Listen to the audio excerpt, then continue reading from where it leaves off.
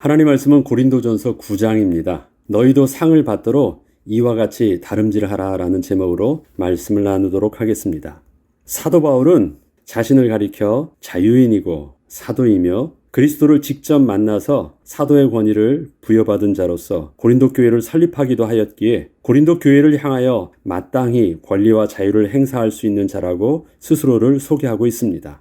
그리고 그 권리를 어떻게 교회 안에서 행사할 수 있는지를 다른 사도의 예를 들어 설명도 하고 있는 것이 오늘 본문입니다.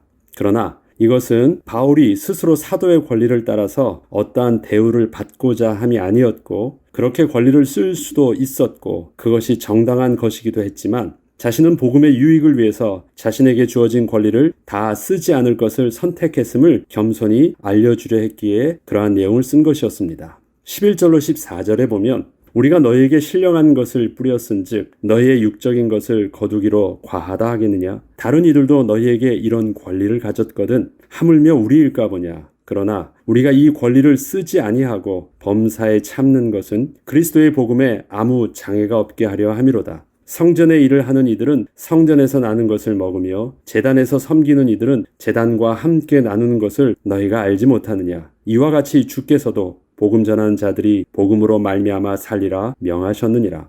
바울은 다른 사도들이 교회를 통하여 사례를 받고 사역을 하는 것을 절대 비난하거나 잘못된 것으로 말하고 있지는 않았습니다. 그것은 마땅한 것이었지만 자신은 자신에게 주어진 사역의 현장에서 복음을 위하여 스스로 또 다른 길을 선택한 것임을 분명히 한 것이었습니다. 15절로 18절까지 보면 그러나 내가 이것을 하나도 쓰지 아니하였고 또 이 말을 쓰는 것은 내게 이같이 하여 달라는 것이 아니라 내가 차라리 죽을지언정 누구든지 내 자랑하는 것을 헛된 대로 돌리지 못하게 하리라. 내가 복음을 전할지라도 자랑할 것이 없음은 내가 부득불 할 일임이라. 만일 복음을 전하지 아니하면 내게 화가 있을 것이로다. 내가 내 자의로 이것을 행하면 상을 얻으려니와 내가 자의로 아니한다 할지라도 나는 사명을 받았노라. 그런즉 내 상이 무엇이냐? 내가 복음을 전할 때 값없이 전하고 복음으로 말미암아 내게 있는 권리를 다 쓰지 아니하는 이것이로다. 그렇다면 바울이 스스로 자신에게 주어진 권리를 다 쓰지 않는 길을 선택한 이유는 무엇 때문일까요? 바울은 계속해서 이렇게 고백합니다. 내가 모든 사람에게서 자유로우나 스스로 모든 사람에게 종이 된 것은 더 많은 사람을 얻고자 함이라. 유대인들에게 내가 유대인과 같이 된 것은 유대인들을 얻고자 함이요. 율법 아래 있는 자들에게는 내가 율법 아래 있지 아니하나 율법 아래에 있는 자같이 된 것은 율법 아래에 있는 자들을 얻고자 함이요. 율법 없는 자에게는 내가 하나님께는 율법 없는 자가 아니요 도리어 그리스도의 율법 아래에 있는 자이나 율법 없는 자와 같이 된 것은 율법 없는 자들을 얻고자 함이라. 약한 자들에게 내가 약한 자와 같이 된 것은 약한 자들을 얻고자 함이요 내가 여러 사람에게 여러 모습이 된 것은 아무쪼록 몇 사람이라도 구원하고자 함이니 내가 복음을 위하여 모든 것을 행함은 복음에 참여하고자 함이라. 이처럼 바울이 사도요 자유인이었지만 스스로 종이 되는 삶을 선택했던 것은 더 많은 사람을 구원하고자 함이었습니다. 바울은 한 곳에 머무르면서 목회를 하기를 선택한 것이 아니라 세계 선교를 위해서 또 이방인 전도를 위해서 각 나라, 각 지역을 돌며 새로운 사람들을 만나서 복음을 전하려 한 것이었기에 바울의 사역 형태는 다른 사도들과는 이렇게 근본적으로 다를 수밖에 없었던 것이었습니다. 그리고 바울은 이러한 자신의 모습 때문에 지금 우리말로 하자면 제대로 된 자신의 교회도 없이 그저 이리저리 떠도는 가난한 전도자처럼 사람들이 생각할지 모를지라도 자신은 분명 하나님 앞에서 이유가 있는 삶을 살고 있음을 정확하게 알려주었던 것이었습니다.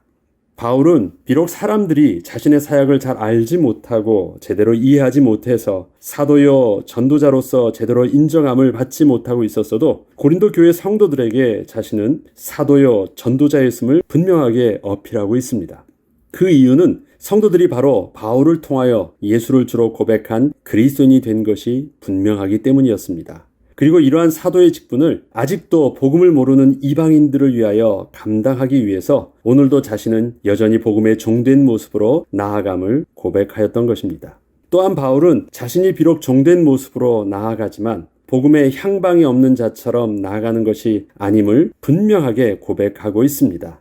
24절로 27절까지 보면 운동장에서 다름질하는 자들이 다 달릴지라도 오직 상을 받는 사람은 한 사람인 줄을 너희가 알지 못하느냐? 너희도 상을 받도록 이와 같이 다름질하라. 이기기를 다투는 자마다 모든 일에 절제하나니 그들은 썩을 승리자의 관을 얻고자 하되 우리는 썩지 아니할 것을 얻고자 하노라. 그러므로 나는 다름질하기를 향방 없는 것 같이 아니하고 싸우기를 허공을 치는 것 같이 아니하며 내가 내 몸을 쳐 복종하게 함은 내가 남에게 전파한 후에 자신이 도리어 버림을 당할까 두려워함이로다. 바울 사도는 이러한 자신의 전도자로서의 삶을 상을 얻기 위해 경주하는 달리기 선수와 격투 선수에 비유하였습니다. 당시의 경주는 지금의 스포츠 게임과 같은 것이 아니었습니다. 주로 자신의 생명을 걸고 운명을 건 한판 승부를 하는 것이었기에 아주 비장한 것이었습니다. 여기서 격투를 한다는 것은 우리가 영화를 보면 검투사들 있잖아요. 그러한 종들이 자유인을 위해서 보여주는 생명건 싸움들이었습니다. 결국 달리는 것은 목적지에 제일 먼저 도착을 해야 하는 것이고 검투사는 싸움을 통하여 무조건 상대를 넘어뜨려야 자신이 살 수 있었던 것처럼 바울도 자신의 사역에 임함에 있어서 반드시 구원받을 자를 얻어야 하는 것에 생명을 걸 정도로 아주 비장하게 임했다는 것이었습니다.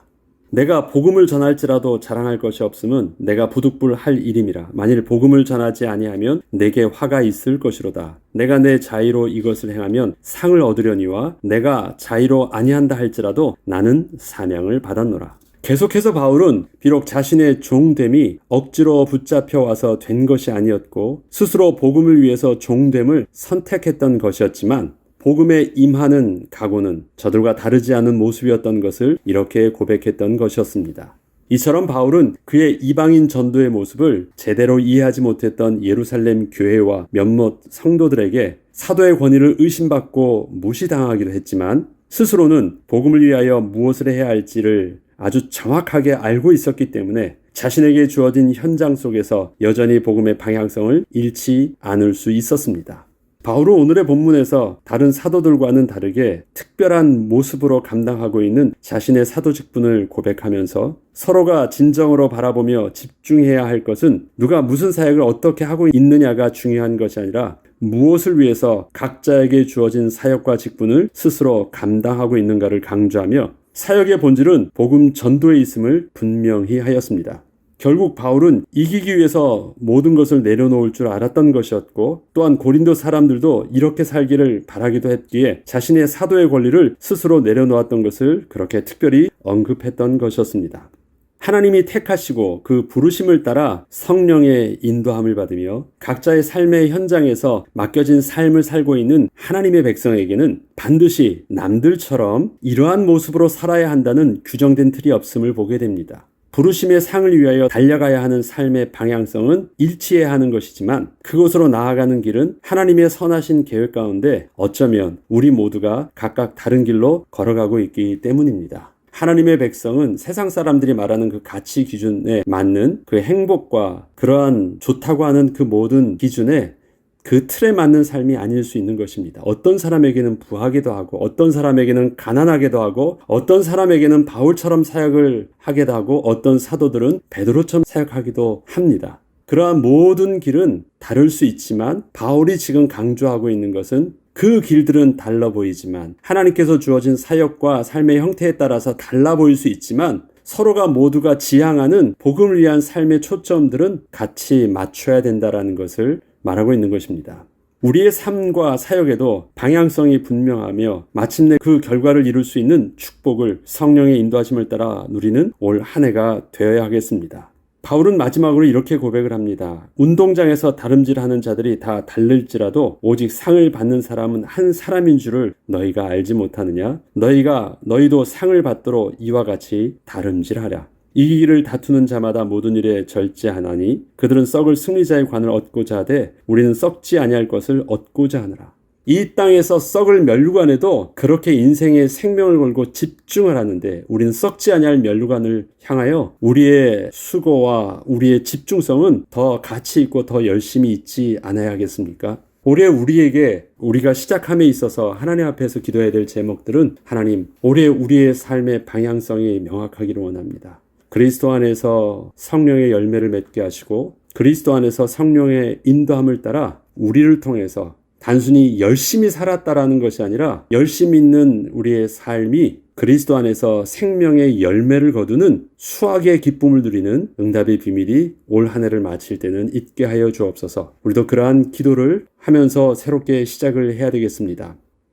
올해 우리의 삶이 우리도 또한 복음에 참여하고자 하는 바울의 소원과 일치하게 하옵소서. 그 기도의 제목을 통해서 생명의 열매를 맺는 축복을 올 한 해 누리길 주의 이름으로 축복합니다. 기도하겠습니다. 하나님 아버지, 바울의 삶은 가난할 수도 있고 부할 수도 있었고 다른 사도들과 같을 수도 있고 그들과 다른 특별한 삶을 살 수도 있었지만 하나님, 그러한 모든 것들 속에 바울이 지향했던 것은 주님의 복음에 참여하는 것이었고 구원에 참여하는 것이었고 하나님이 기뻐하시는 생명의 열매를 거두는 것이었습니다. 하나님, 우리의 삶의 모습이 다른 사람과 달라 보인다 할지라도 하나님의 백성으로서 동일한 영적인 축복을 누려야 될 것은 우리의 삶의 모든 수고와 현장 속에서 우리 또한 주님의 복음에 참여하는 은혜를 마음껏 누리게 하여 주옵소서. 이 일에 성령의 인도함을 받는 한 해 되게 하여 주옵소서.